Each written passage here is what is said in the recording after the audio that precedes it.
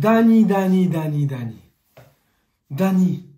franchement, Dani Olmo, en une mi-temps, il nous a tous convaincus. Le Barça s'impose 2-1. Le débrief commence maintenant. Chicos, buenas noches, bienvenidos a todos. J'espère que vous allez bien. Le Barça s'impose 2-1 grâce à un sacré joueur. Une sacrée recrue qu'on attend depuis 3 matchs.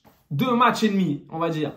Le Barça a pu inscrire Dani Olmo juste avant le match du Rayo Vallecano, tout simplement parce que ça tarde. Il fallait qu'il libère des joueurs, il fallait qu'il libère du salaire, il fallait qu'il libère je ne sais quoi. Mais en tout cas, ils ont pu l'inscrire et il a pu jouer. Il est rentré en deuxième mi-temps. Dani Olmo a changé le match.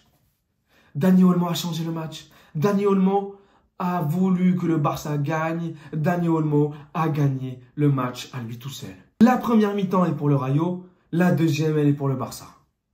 La première mi-temps, elle est pour le Rayo. Le Rayo, ils dominaient.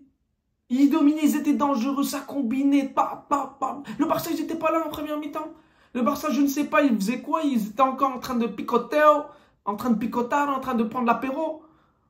Mais en deuxième mi-temps, ils sont revenus, ils se sont dit, bon les gars, faut se réveiller, faut aller gagner. Ça fait longtemps, des années qu'on n'a pas gagné ici. On va gagner. Flick, il gère, Flick. 4-2-3-1, c'est simple, c'est précis, voilà, il change pas, il se prend pas la tête à faire des 3-4-2, 4-3-3, 4-2-2, 4-2-2. Non. Il est sûr de sa composition partout où il ira. Il mettra la même composition. 4-2-3-1, on n'en parle plus. Et qu'est-ce qu'il a fait? 4-2-3-1 depuis le début de la saison, c'est comme ça. Au Bayern, c'était pareil, ça a payé. Et là, il fait la même chose. Franchement, c'est cohérent ce qu'il propose, Flick. Les joueurs, ils adhèrent à sa philosophie, c'est ce que je vois. L'ère Flick est en train de changer la physionomie et la mentalité des joueurs, mais plus dans le positif que le négatif. Les joueurs, il y a des joueurs que je ne reconnais pas. Exemple, Rafinha. Exceptionnel, Rafinha. Lewandowski, j'en parle même pas. Lewandowski, il revit depuis que Flick est revenu. On dirait il revit. Lewandowski, il est dangereux. Mais dangereux. Je le trouve en jambes. Lewandowski, il est en jambes. Je le trouve en confiance. Il y a de l'harmonie. Je ressens qu'il est en confiance. Du coup, ça joue bien. Ça finit. Il rate pas comme l'année dernière. Le but, refusé à cause d'une faute. La VAR, ils ont fait appel à la VAR parce qu'il y a une faute de Koundé. Une Pissotto qui a eu juste avant.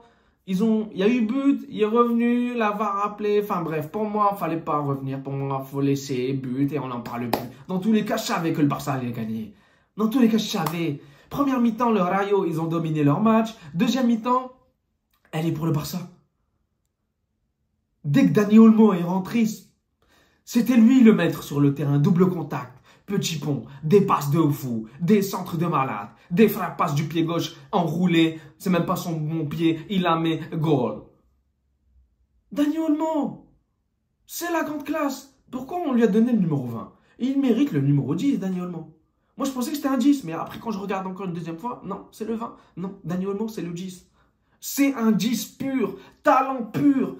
Le mec, il est trop beau quand il joue. Mais quand il joue pas, c'est autre chose. Mais quand il joue, il est trop beau. Il propose du beau jeu. On se régale quand il joue. Dani Olmo, c'est du beau jeu. C'est de la vista. C'est la grande classe. Franchement. Faut le dire. Quand c'est vrai, faut le dire. Quand tu vois un bon joueur, ben tu le dis. Et Dani Olmo, c'est un très bon joueur. On l'a vu à l'Euro. Et on le voit encore ce soir. En une mi-temps, MVP. En une mi-temps, il a été un MVP. Non. Il est trop fort. Il est trop fort. Dani Olmo, il est trop fort. Il va faire mal au Real. Même les commentateurs de beIN Sport, ils l'ont dit. Ah, il va faire mal. Il va faire très mal. Au Real, le Classico, il va... Franchement, hein, vu le milieu qu'on a actuellement au Real, Dani Olmo, il va se faire plaisir. Hein. Ah, la vérité, hein. Tchouaméni, il va prendre cher.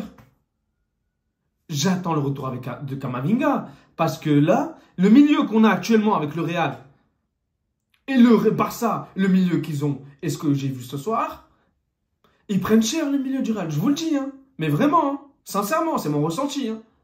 Le milieu du Barça, Pedri, première mi-temps, je sais pas ce qu'il faisait. Deuxième mi-temps, totalement présent.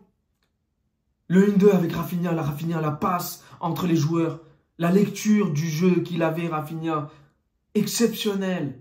Et l'appel de Pedri, il savait pas. On dirait, j'ai revu une action, Jordi Alba, Lionel Messi.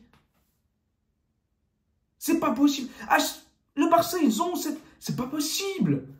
Jamais j'ai vu ça au Real. Ça part du milieu de terrain, hop, pas la passe entre les défenseurs ou le milieu. Et la finition. Les défenseurs du Rayo Vallecano, c'est une catastrophe en deuxième mi-temps. Waouh! Ah ouais, deuxième, première, ça n'a rien à voir. Les deux, on dirait,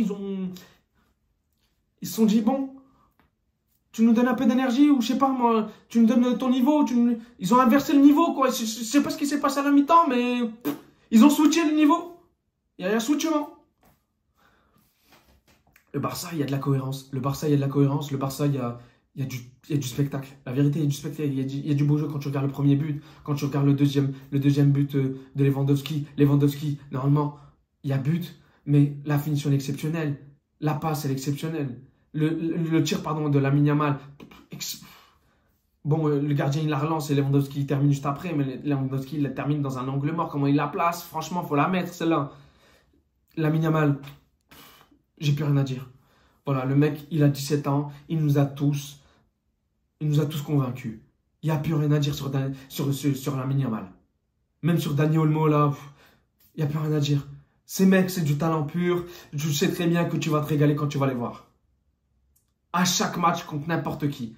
Même s'ils font un mauvais match, ils te sortent quand même une action, voilà, qui te donne un peu de plaisir. Et quand tu regardes le milieu de terrain, c'est cohérent.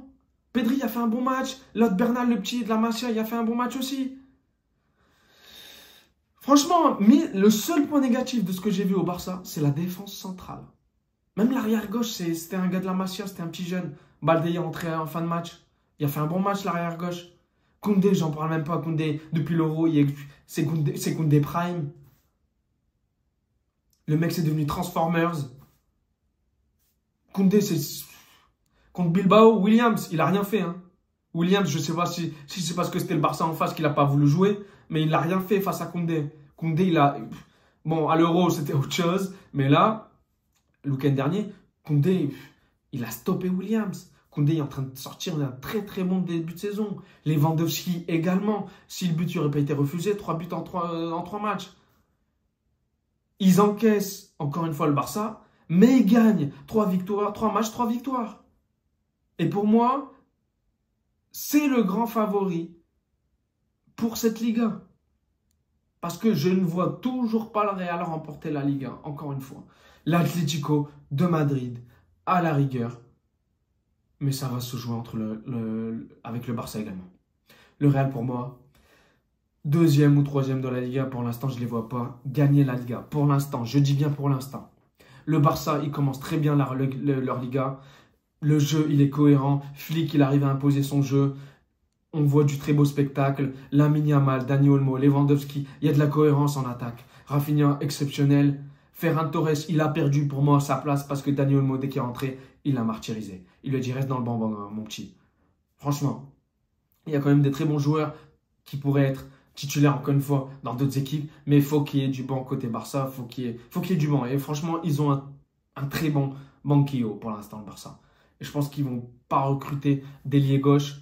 Pourquoi? Parce qu'ils ont déjà eu du mal à inscrire Dani Olmo, à moins qu'ils libèrent des joueurs. Mais je ne pense pas. On verra bien d'ici ce week-end, d'ici la fin du mercato.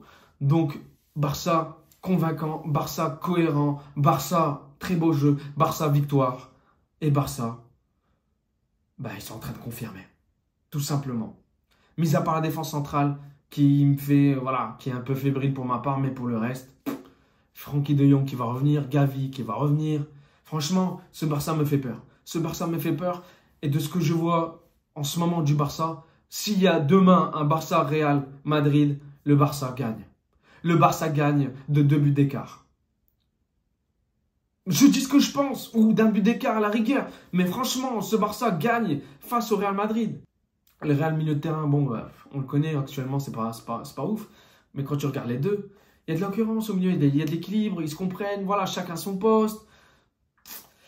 Flick fait du très bon boulot pour l'instant et on verra la suite. On verra la suite, mais pour l'instant, le Barça est très convaincant et on verra. Franchement, ils reçoivent en plus Valladolid. Ce week-end, ils vont les taper. Ils vont les taper. Ils vont mettre une manita. Le Real a gagné 3-0 face à Valladolid, mais le Barça, ils vont gagner très facilement. Franchement, je vois une manita avec Dani Olmo. Je vois une manita du Barça ce week-end. Voilà, je l'annonce. Voilà, pronostic, si vous voulez pronostiquer, c'est minimum 3 buts du Barça. Minimum 3 buts ou 4 buts du Barça face à Valladolid ce week-end. Donc, chicos, débrief. Premier débrief du Barça que je fais cette saison. Il y en aura d'autres, bien évidemment. Demain, l'Atlético de Madrid joue et le Real joue à Las Palmas jeudi. Chicos, on se retrouve pour le prochain débrief. D'ici là, prenez soin de vous. N'hésitez pas à liker, à partager. Ciao, ciao.